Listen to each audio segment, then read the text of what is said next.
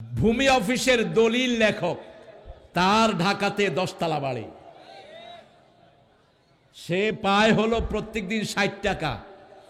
তো সাংবাদিক বলতেছে সে যদি এই বিল্ডিং হালাল টাকায় করত 10,000 বছর চাকরি করতে হইতো, কিন্তু এখন সে বিশাল বাড়ির মালিক। ওখানে 12 তলা না 10 তলা দেখালো মোহাম্মদপুরে, আরো কোথায় কোথায় ফ্ল্যাট আছে। সম্পদ বেশি যার হিসাবও বেশি, হারাম আছে যেখানে আরাম নাই। কথা কন না কেন? ঘরে গিয়ে খবর নেন, কোন হারাম খোরের ঘরে কোনো আরাম। কার কথা? ইন্নাল ফুজ্জার আলাফি জাহিম, সবগুলো বদকার জাহিমের ভিতরে থাকবে, জাহান্নামে থাকবে। ইন্নাল আবরার আলাফি নাইম, সব ভালো মানুষেরা নেয়ামতের ভিতরে ডুবে থাকবে যারা নেক কাজ করে। কি করে? নেক কাজ। এশার নামাজ যারা পড়েছে তারা নেককার, পিতামাতার খেদমত যারা করেছে নেককার, প্রতিবেশীর হক যারা দিয়েছে নেককার, বিবির সাথে ভালো ব্যবহার করেছে যারা, তারা কি নেককার। বিবির কাছে গেলেই ইবাদত, ইবাদত করবেন। ওমা খালাকতুল জিন্না ওয়াল ইনসা ইল্লা লিয়াবুদুন। ইবাদত কি? রাসূল বললেন আদ-দুআউ হিয়াল ইবাদা, দোয়াটা ইবাদত, বিবির কাছে যাওয়াও ইবাদত। সাহাবায়ে কেরাম বললেন এটা কেমন কথা? বলছে তুমি যদি আরেক বেটার বউর কাছে যাও তাহলে কি হবে? বিবির কাছে যাওয়া ইবাদত। রাসূল সাল্লাল্লাহু আলাইহি সাল্লাম বলছেন শরীরের মধ্যে অনেকগুলো জোড়া। আজকের মেডিকেল সায়েন্স বলছে বাহিরে হলো 365টি জোড়া। কয়শো? ভিতরে কত জোড়া এখনো ঠিক করতে পারে নাই। কারণ ব্রেনের ভিতরে 2700 কোটি ভেইন, বুকের ভিতরে 2700 কোটি 2500 কোটি ভেইন।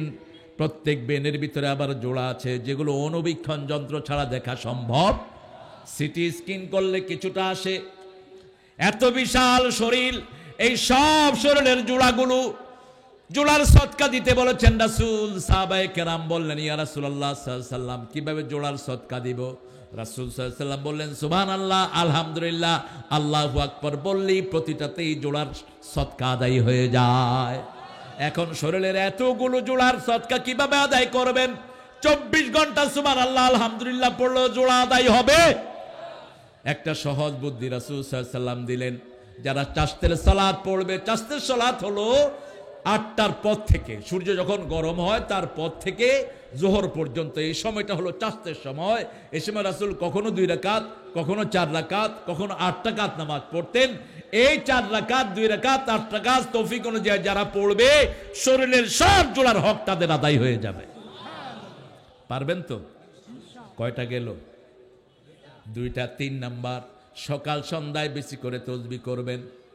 সূরা আহজাবের 41 নম্বর আয়াত আল্লাহ বলছেন ইয়া আইয়ুহাল্লাযীনা আমানু যাকুরুল্লাহা যিকরান কাসীরা ওয়া সাব্বিহুহু বুকরাতাও ওয়া আসীলা।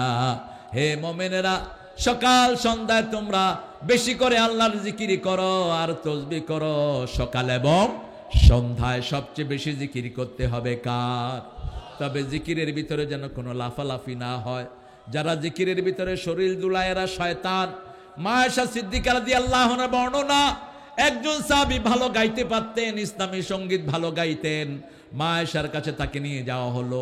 সাহাবায়ে কেরাম বললেন খুব ভালো গায়। পর্দার আড়াল থেকে মা আয়েশা সিদ্দিকা রাদিয়াল্লাহু আনহা তাকিয়ে আছেন। গাওয়ার সময় সে এরকম দুলতেছে। আমাদের দেশে এরকম দুলে কিনা?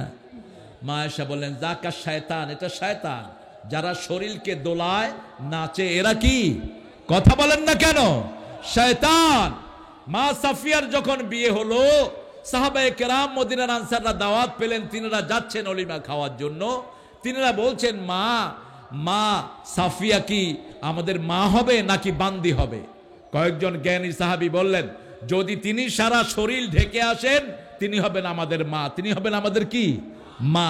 আর যদি মুখ খোলা থাকে তিনি হবে বান্দি। তিনি হবে কি? বান্দি। তাহলে মুখ খোলা থাকে কার? কথা বলেন।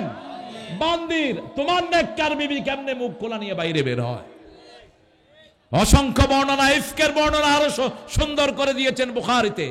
ইফকের বর্ণনা, মা আয়েশার হার হারিয়ে গেছে, সেখানেও তিনি সাফওয়ানকে দেখে সাথে সাথে নিজেকে ঢেকে ফেলেছেন। তো সাফওয়ান চিনলো কেমনে? মা এসে সেটা পরিষ্কার করে দিয়েছেন যে সাফওয়ান আমার বিয়ের আগে মক্কায় আমাকে দেখেছিল, এই জন্য সে আমাকে দেখে চিনে ফেলেছে। যখনই সে ইন্নালিল্লাহ পড়লো, আমি আমার চেহারা শরীরকে ঢেকে ফেলেছি। এবং তিনি যখন উঠে তিনি উঠতেন, কেউ টের পেত না, এত হালকা ছিলেন। ওঠে চারিদিক দিয়ে কাপড় পেঁচানো ছিল, থাকতো যে আগে আমাদের দেশে যেরকম পর্দা থাকতো, রিক্সা উঠলে, গরু গাড়িতে উঠলে চারিদিক দিয়ে কাপড় পেঁচানো থাকতো, ঠিক না? ঠিক। আরে পোলাপান তোমরা জানো কি, এরা মুরব্বী না কইব। আগে যখন আমরা উঠতাম রিক্সাতে গাড়িতে কি করতাম? কাপড় পেঁচাতাম। এটা ছিল আসল পর্দা। আল্লাহ সেই পর্দায় ফিরে যাওয়ার তৌফিক আমাদেরকে দান করুক। আমার ভাইয়েরা, একজন মুমিন নামাজি হবে, 5 ওয়াক্ত নামাজি হবে, 5 বার আল্লাহ নামাজের কথা কোরআনে বলেছেন, ওয়াস্তাইনু বিস-সাবরি ওয়াস-সালাহ ইন্নাহা লাকাবীরাতুন ইল্লা আলাল খাশিন। নামাজের মাধ্যমে তোমরা আল্লাহর কাছে সাহায্য চাও, ধৈর্যের মাধ্যমে, নামাজের মাধ্যমে। এটা তাদের জন্য কঠিন যাদের ঈমান নাই। যাদের কি ঈমান নাই, আল্লাহর ভয় নাই যাদের হৃদয়ে। ইল্লা আলাল খাশিন, আল্লাহর ভয় ছাড়া নামাজ এবং ধৈর্যের মাধ্যমে সাহায্য চাইবে না। আবার আল্লাহ রাব্বুল আলামিন এই সূরা বাকারাতে বলছেন, ইয়া আইয়ুহাল্লাযীনা আমানুস্তাঈনু বিস-সাবরি ওয়াস-সালাহ ইন্নাল্লাহা মা'আস-সাবিরিন। হে মুমিনেরা, তোমরা আমার কাছে নামাজ এবং সবরের মাধ্যমে সাহায্য চাও। ওই সাহায্যকারীর সাথে থাকেন কে? ফিলিস্তিনের ছেলে মেয়েদের জন্য শুধু দোয়াই হয়। আমার রাসূল বলেছেন, ঈমান থাকবে ফিলিস্তিনে। অ্যাম্বুলেন্স থেকে একটা ছোট্ট শিশু নেমেছে, সারা শরীরে তার বোমার আঘাত, নামাজ সাথে সাথে সেজদায় পড়েছে ছেলে। নামাজ সাথে সাথে সেজদায় গিয়ে ছেলে আল্লাহর প্রশংসা করছে। লোকেরা বলছে, তুমি সেজদা দিলা কেন? সে বলছে, আমার সাথে বহু শিশু বিদায় হয়ে গেছে, আমাকে আল্লাহ জিগিয়ে রেখেছেন যাতে আল্লাহ সেজদা দিতে পারি। রাসূল বলছেন, 2 কারণে মানুষের সৃষ্টি, এক হলো নামাজ আর এক হলো যাকাত। আমরা এই 2টা কখনো ছাড়বো না। রাজি আছি তো? আল্লাহ তৌফিক দান করেন। 3 নাম্বার, আল্লাহ রাব্বুল আলামিন বললেন, ফি সলাতিহিম খাশিউন। 4 নাম্বার বললেন, আলা সলাতিহিম ইউহাফিজুন, নামাজকে হেফাজত করবে। ফি সলাতিহিম দাইমুন, নামাজের ভিতরে অটল থাকবে। আর যারা নামাজ ঠিকমতো পড়বে না তাদের জন্য ওয়াইল, দোজক। ফাওয়াইলুল লিল মুসাল্লিন আল্লাযীনা হুম আন সলাতিহিম সাহুন আল্লাযীনা হুম ইউরাউনা ওয়া ইয়ামনাউনাল মাউন। ওই নামাজের জন্য ওয়াইল, দোজক। যে ফজর পড়লো, জোহর পড়লো না, জোহর পড়লো, আসর পড়লো না। আমাদের দেশের অধিকাংশ মানুষ ফজর, আসর, জোহর কিছুই নাই, শুধু জুমার দিন যায়, ঠিক না বেঠিক? শুধু জুমার দিন যায় তো তোমার নামাজ কবুল হবে না, বরং তুমি মাইর খাবা আল্লাহর কাছে গিয়া, ঠিক না বেঠিক? এখন জুমার দিন গিয়ে যদি সে বাকি পুরা সপ্তাহে নামাজ রেগুলার করে, তাহলে সেটা কবুল করবেন কে? 3 নাম্বার, আল্লাহ রাব্বুল আলামিন বলছেন, আনিল লাগবে মুরিদুন, বাজে কথা, বাজে কাজ, বাজে কথা, বাজে কাজ থেকে বিরত থাকা। এখন লাগবে ভরে গেছে দেশ, এত বাজে বাজে গান মুসলমান ছেলেরা শুনে, যেটা মুখে আনতে আমাদের বুমি আসে। এরকম গানের ভাষা আমাদের দেশে আছে। এগুলো হেডফোন কানে দিয়ে ছেলেরা শুনে। শুনো ছেলেরা, যারা আপনারা কানে হেডফোন দিয়ে আজে বাজে জিনিস শুনেন, রাসূল সাল্লাল্লাহু আলাইহি ওয়াসাল্লাম বলছেন, যারা রাতের বেলায় গান শুনে ঘুমায় এদের জানাজা দিও না। রাসূল সাল্লাল্লাহু আলাইহি ওয়াসাল্লাম বলছেন, যারা গান এবং নাটক দেখে জীবন পাত করে, যে কোনো সময় এদের চেহারা শূকরের চেহারা হয়ে যেতে পারে, যে কোনো সময় এদের চেহারা কুত্তার চেহারা হয়ে যেতে পারে। খবরদার, খাসফুন ফিল মাগরিব, খাসফুন ও কাসফুন। রাসূল বলেছেন যে কিয়ামতের আগে চেহারা বিকৃত হয়ে যাবে, কিয়ামতের আগে ভূমিকম্প হবে, কিয়ামতের আগে পূর্ব পশ্চিমে 2টি মহাদেশ সাগরের তলে তলিয়ে যাবে। যে কোনো সময় সেটা হতে পারে। এখন খুব শেষ সময় আমরা বসে আছি, এই সময় যে কোনো সময় ইমাম মেহেদীর আবির্ভাব হতে পারে, ঠিক না বা ঠিক? যে কোনো সময় আকাশ কালো ধোঁয়ায় ছেয়ে যেতে পারে। সূরা দুখানের 10 নম্বর আয়াত, ফারতাকিব ইয়াওমা তা'তিস সামা বিদুখানিম মুবিন। আল্লাহ রাব্বুল আলামিন বলছেন, অপেক্ষা করো, যে কোনো সময় আকাশ ধোঁয়ায় আচ্ছন্ন হয়ে যাবে। রাসূল সাল্লাল্লাহু আলাইহি ওয়াসাল্লাম বলছেন, তখন সকল মানুষ একযোগে বলবে, অকশিফান্নাল আযাব, আমাদের থেকে আযাব দূর করে নেন, আমরা সবাই মুমিন হয়ে গেলাম। তখন আর সুযোগ গ্রহণ করা হবে না। এই জন্য এখনই মুমিন হয়ে যেতে হবে। মুমিনের প্রথম নমুনা হলো 5 ওয়াক্ত নামাজ। কয় ওয়াক্ত? 5 ওয়াক্ত। দ্বিতীয় নমুনা হলো লিযাকাতে ফাইলুন, তারা যাকাত দিবে। আমি বলেছি 5, প্রথম 5, তারপরে 10, তারপরে 20, তারপরে 25, তারপরে কষ্ট হচ্ছে আপনাদের? কতক্ষণ চালাবেন মানো না?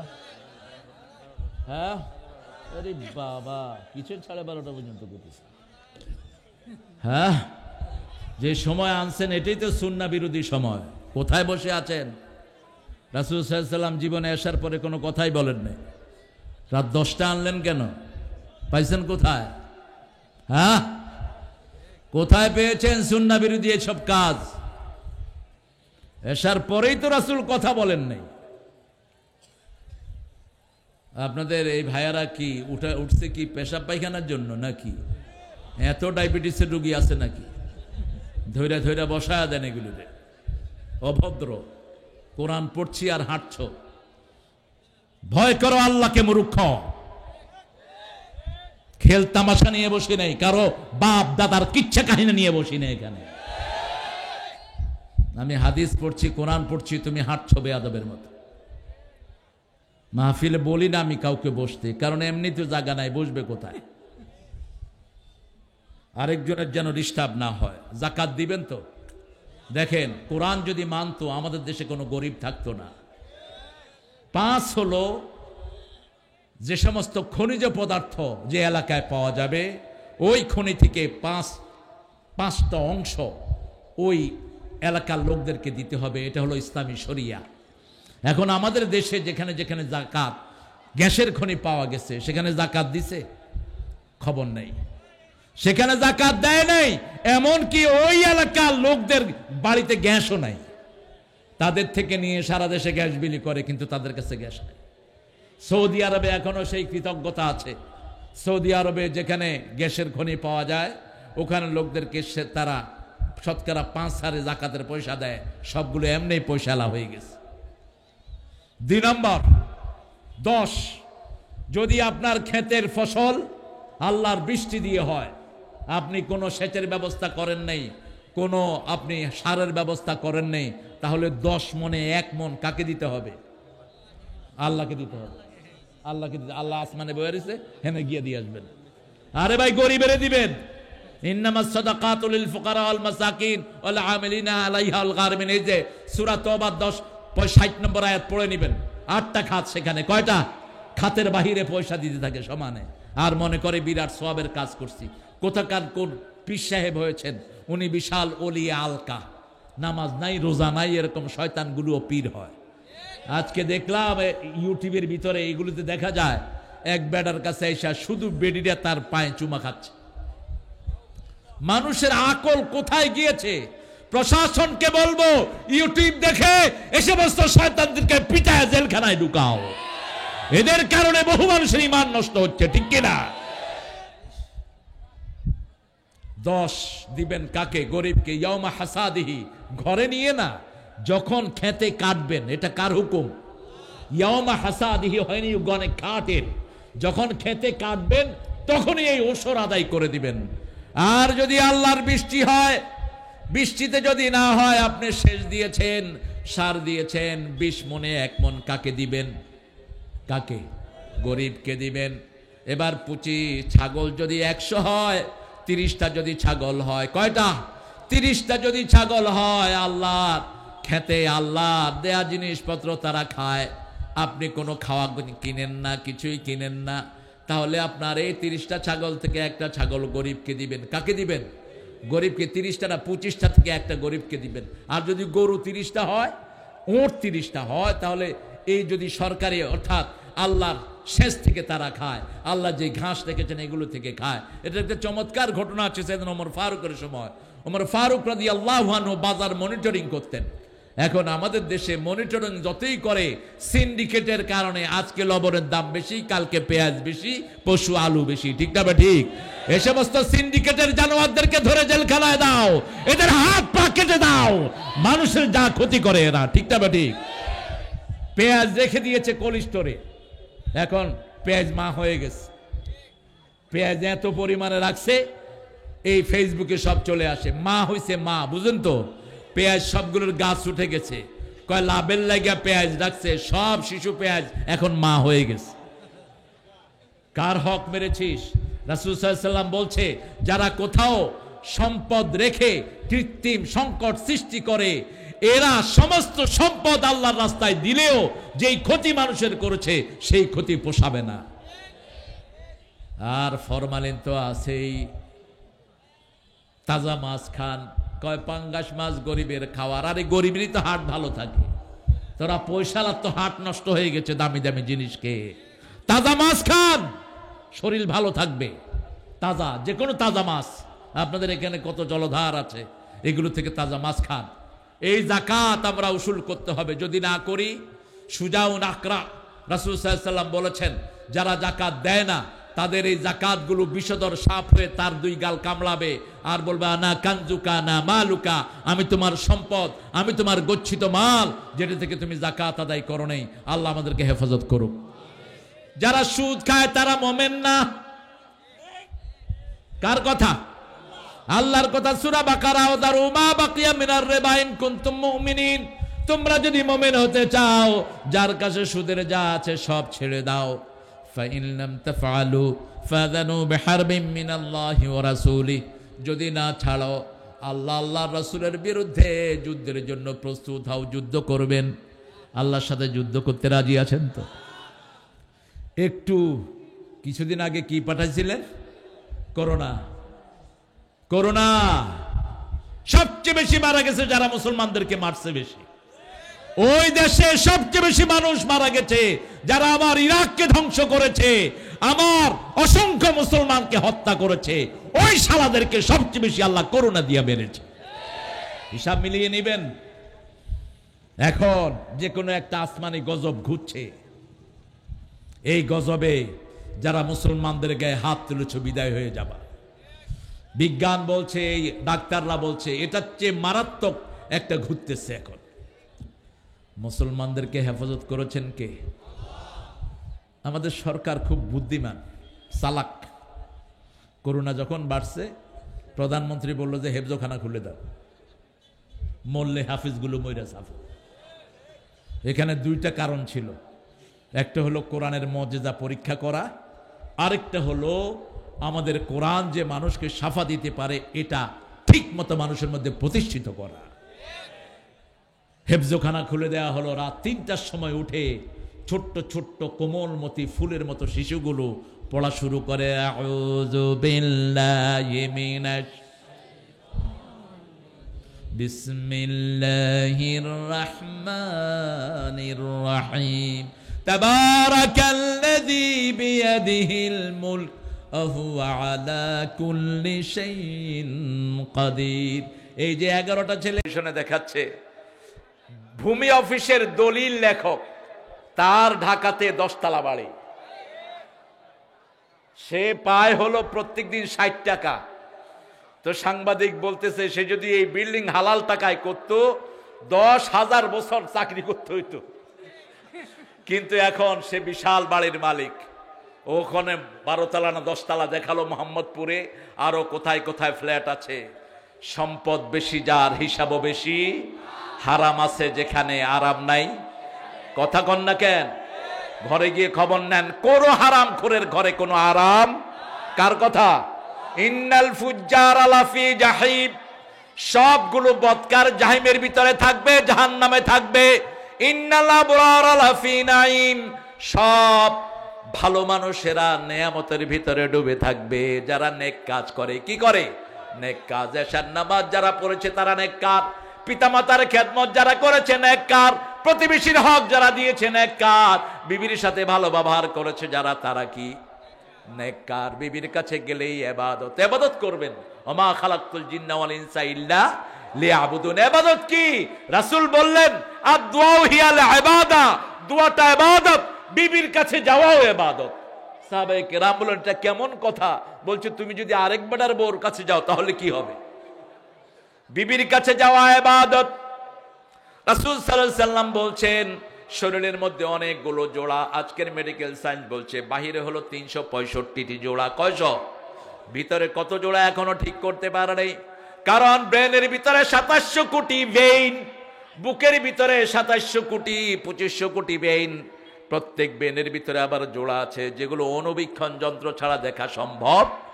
সিটি স্ক্যান করলে কিছুটা আসে।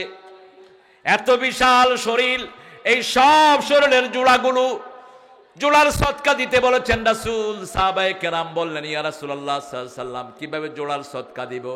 রাসূল সাল্লাল্লাহু আলাইহি সাল্লাম বললেন, সুবহানাল্লাহ, আলহামদুলিল্লাহ, আল্লাহু আকবার বললেই প্রতিটাতেই জোড়ার সদকা আদায় হয়ে যায়। এখন শরীরের এতগুলো জোড়ার সদকা কিভাবে আদায় করবেন? 24 ঘন্টা সুবহানাল্লাহ আলহামদুলিল্লাহ পড়লেও জোড়া আদায় হবে? একটা সহজ বুদ্ধি রাসূল সাল্লাল্লাহু আলাইহি সাল্লাম দিলেন। যারা চাশতের সালাত পড়বে, চাশতের সালাত হলো 8টার পর থেকে, সূর্য যখন গরম হয় তার পর থেকে জোহর পর্যন্ত, এই সময়টা হলো চাশতের সময়।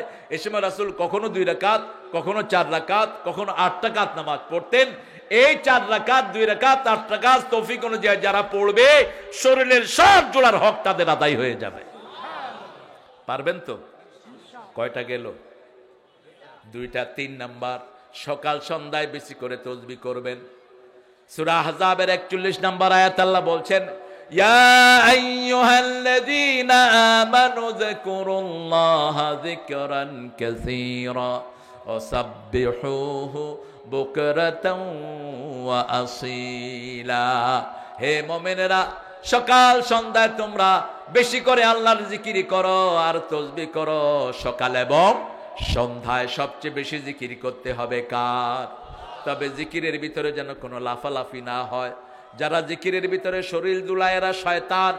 মা আয়েশা সিদ্দিকা রাদিয়াল্লাহু আনহা বর্ণনা, একজন সাহাবী ভালো গাইতে পারতেন, ইসলামী সঙ্গীত ভালো গাইতেন। মা আয়েশার কাছে তাকে নিয়ে যাওয়া হলো। সাহাবায়ে কেরাম বললেন খুব ভালো গায়। পর্দার আড়াল থেকে মা আয়েশা সিদ্দিকা রাদিয়াল্লাহু আনহা তাকিয়ে আছেন। গাওয়ার সময় সে এরকম দুলতেছে। আমাদের দেশে এরকম দুলে কিনা? মা আয়েশা বললেন, যাকা শয়তান, এটা শয়তান। যারা শরীরকে দোলায় নাচে এরা কি? কথা বলেন না কেন? শয়তান। মা সাফিয়ার যখন বিয়ে হলো, সাহাবায়ে কেরাম মদিনার আনসাররা দাওয়াত পেলেন, তিনারা যাচ্ছেন অলিমা খাওয়ার জন্য। তিনারা বলছেন, মা সাফিয়া কি আমাদের মা হবে নাকি বান্দি হবে? কয়েকজন জ্ঞানী সাহাবী বললেন, যদি তিনি সারা শরীর ঢেকে আসেন তিনি হবেন আমাদের মা, তিনি হবেন আমাদের কি? মা। আর যদি মুখ খোলা থাকে তিনি হবে বান্দি। তিনি হবে কি? বান্দি। তাহলে মুখ খোলা থাকে কার? কথা বলেন। বান্দির। তোমার নেককার বিবি কেমনে মুখ খোলা নিয়ে বাইরে বের হয়? অসংখ্য বর্ণনা, ইফকের বর্ণনা আরো সুন্দর করে দিয়েছেন বুখারীতে। ইফকের বর্ণনা, মা আয়েশার হার হারিয়ে গেছে, সেখানেও তিনি সাফওয়ানকে দেখে সাথে সাথে নিজেকে ঢেকে ফেলেছেন। তো সাফওয়ান চিনলো কেমনে? মা আয়েশা সেটা পরিষ্কার করে দিয়েছেন যে সাফওয়ান আমার বিয়ের আগে মক্কায় আমাকে দেখেছিল, এই জন্য সে আমাকে দেখে চিনে ফেলেছে। যখনই সে ইন্নালিল্লাহ পড়লো, আমি আমার চেহারা শরীরকে ঢেকে ফেলেছি। এবং তিনি যখন উঠে তিনি উঠতেন, কেউ টের পেত না, এত হালকা ছিলেন। ওঠে চারিদিক দিয়ে কাপড় পেঁচানো ছিল, থাকতো। যে আগে আমাদের দেশে যেরকম পর্দা থাকতো, রিক্সা উঠলে, গরু গাড়িতে উঠলে চারিদিক দিয়ে কাপড় পেঁচানো থাকতো, ঠিক না? বা ঠিক? আরে পোলাপান তোমরা জানো কি, এরা মুরব্বী না কইব। আগে যখন আমরা উঠতাম রিক্সাতে, গাড়িতে, কি করতাম? কাপড় পেঁচাতাম। এটা ছিল আসল পর্দা। আল্লাহ সেই পর্দায় ফিরে যাওয়ার তৌফিক আমাদেরকে দান করুক। আমার ভাইয়েরা, একজন মুমিন নামাজি হবে, 5 ওয়াক্ত নামাজি হবে। 5 বার আল্লাহ নামাজের কথা কোরআনে বলেছেন, ওয়াস্তাইনু বিস-সাবরি ওয়াস-সালাহ ইন্নাহা লাকাবীরাতুন ইল্লা আলাল খাশিন। নামাজের মাধ্যমে তোমরা আল্লাহর কাছে সাহায্য চাও, ধৈর্যের মাধ্যমে, নামাজের মাধ্যমে। এটা তাদের জন্য কঠিন যাদের ঈমান নাই। যাদের কি ঈমান নাই, আল্লাহর ভয় নাই যাদের হৃদয়ে। ইল্লা আলাল খাশিন, আল্লাহর ভয় ছাড়া নামাজ এবং ধৈর্যের মাধ্যমে সাহায্য চাইবে না। আবার আল্লাহ রাব্বুল আলামিন এই সূরা বাকারাতে বলছেন, ইয়া আইয়ুহাল্লাযীনা আমানুস্তাঈনু বিস-সাবরি ওয়াস-সালাহ ইন্নাল্লাহা মা'আস-সাবিরিন। হে মুমিনেরা, তোমরা আমার কাছে নামাজ এবং সবরের মাধ্যমে সাহায্য চাও। ওই সাহায্যকারীর সাথে থাকেন কে? ফিলিস্তিনের ছেলে মেয়েদের জন্য শুধু দোয়াই হয়। আমার রাসূল বলেছেন ঈমান থাকবে ফিলিস্তিনে। অ্যাম্বুলেন্স থেকে একটা ছোট্ট শিশু নেমেছে, সারা শরীরে তার বোমার আঘাত, নামাজ সাথে সাথে সেজদায় পড়েছে ছেলে, নামাজ সাথে সাথে সেজদায় গিয়ে ছেলে আল্লাহর প্রশংসা করছে। লোকেরা বলছে তুমি সেজদা দিলা কেন? সে বলছে আমার সাথে বহু শিশু বিদায় হয়ে গেছে, আমাকে আল্লাহ জিগিয়ে রেখেছেন যাতে আল্লাহ সেজদা দিতে পারি। রাসূল বলছেন দুই কারণে মানুষের সৃষ্টি, এক হলো নামাজ আর এক হলো যাকাত। আমরা এই দুইটা কখনো ছাড়বো না, রাজি আছি তো? আল্লাহ তৌফিক দান করেন। 3 নাম্বার আল্লাহ রাব্বুল আলামিন বললেন ফি সলাতিহিম খাশিউন। 4 নাম্বার বললেন আলা সলাতিহিম ইউহাফিজুন, নামাজকে হেফাজত করবে। ফি সলাতিহিম দাইমুন, নামাজের ভিতরে অটল থাকবে। আর যারা নামাজ ঠিকমতো পড়বে না তাদের জন্য ওয়াইল দোজক। ফাওয়াইলুল লিল মুসাল্লিন আল্লাযীনা হুম আন সলাতিহিম সাহুন আল্লাযীনা হুম ইউরাউনা ওয়া ইয়ামনাউনাল মাউন।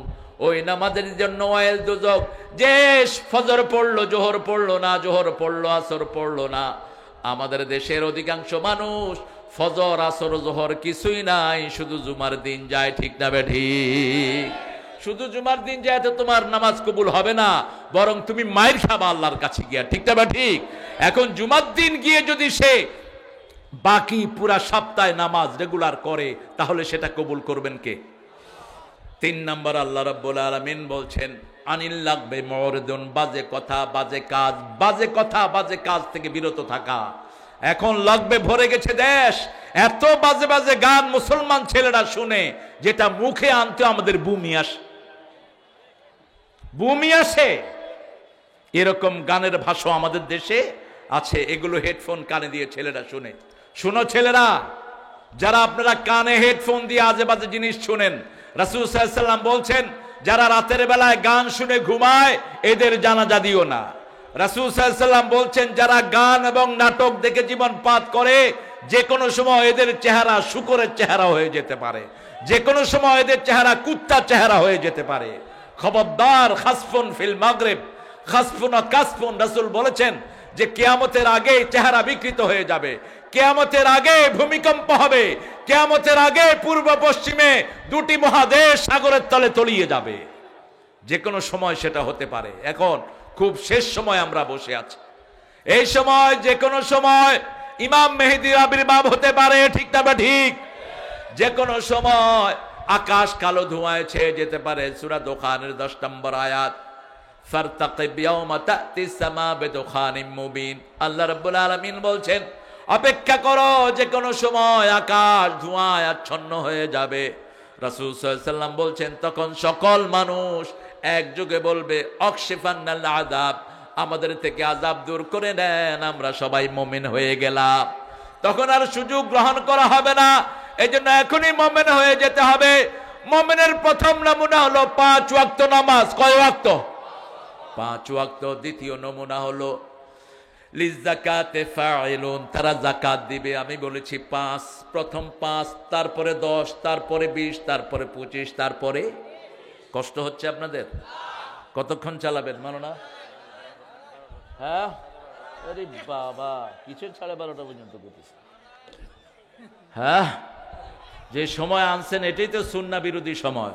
কোথায় বসে আছেন? রাসূল সাল্লাল্লাহু আলাইহি ওয়াসাল্লাম জীবনে আসার পরে কোনো কথাই বলেন নাই। রাত 10টা আনলেন কেন? পাইছেন কোথায়? হ্যাঁ, কোথায় পেয়েছেন সুন্নাহ বিরোধী এসব কাজ? আসার পরেই তো রাসূল কথা বলেন নাই। আপনাদের এই ভাইয়ারা কি উঠছে কি পেশাব পায়খানার জন্য নাকি? এত ডায়াবেটিসের রোগী আছে নাকি? ধৈরা ধৈরা বসায়া দেন এগুলোতে। অভদ্র, কোরআন পড়ছি আর হাঁটছ। ভয় করো আল্লাহকে মূর্খ। খেল তামাশা নিয়ে বসি নাই, কারো বাপ দাদার কিচ্ছা কাহিনী নিয়ে বসি নাই এখানে। আমি হাদিস পড়ছি, কোরআন পড়ছি, তুমি হাঁটছো বেয়াদবের মতো। মাহফিলে বলি না আমি কাউকে বসতে, কারণ এমনিতে জায়গা নাই, বসবে কোথায়? আরেকজনের যেন ডিস্টার্ব না হয়। যাকাত দিবেন তো? দেখেন, কোরআন যদি মানতো আমাদের দেশে কোনো গরিব থাকতো না। 5 হলো যে সমস্ত খনিজ পদার্থ যে এলাকায় পাওয়া যাবে ওই খনি থেকে 5টা অংশ ওই এলাকার লোকদেরকে দিতে হবে। এটা হলো ইসলামী শরিয়া। এখন আমাদের দেশে যেখানে যেখানে যাকাত, গ্যাসের খনি পাওয়া গেছে সেখানে যাকাত দিছে? খবর নেই, সেখানে যাকাত দেয় নাই। এমনকি ওই এলাকার লোকদের বাড়িতে গ্যাসও নাই, তাদের থেকে নিয়ে সারা দেশে গ্যাস বিলি করে, কিন্তু তাদের কাছে গ্যাস নেই। সৌদি আরবে এখনো সেই কৃতজ্ঞতা আছে।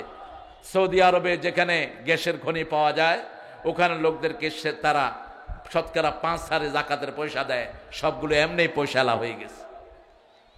2 নম্বর, 10, যদি আপনার ক্ষেতের ফসল আল্লাহর বৃষ্টি দিয়ে হয়, আপনি কোনো সেচের ব্যবস্থা করেন নাই, কোনো আপনি সারের ব্যবস্থা করেন নাই, তাহলে 10 মনে 1 মন কাকে দিতে হবে?